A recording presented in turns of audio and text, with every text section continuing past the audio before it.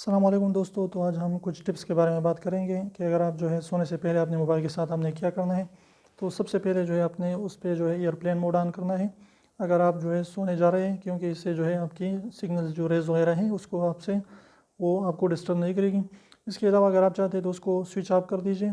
तो switch off करेंगे तो आपको कोई भी जो है मिस कॉल वगैरह नहीं आएगा, आपका नींद भी डिस्टर्ब नहीं होगा और ये भी बहुत ज़्यादा फ़ायदेमंद साबित हो सकता है आपके लिए। इसके अलावा अगर आप जो है उसे या एयरप्लेन मोड पे आप नहीं कर सकते उसके, या उसको स्विच ऑफ नहीं कर सकते हैं ज़रूरी कॉल की वजह से, तो फिर आपने क्या करना है कि आपको जो है अपने मोबाइल को बिल्कुल जो है बिस्तर के नीचे नहीं रखनी है, उसको साइड पे ज़रा रखनी है ताकि कोई भी जो है सिग्नल रेज वगैरह से आपको जो है कोई भी नुकसान ना पहुँचे।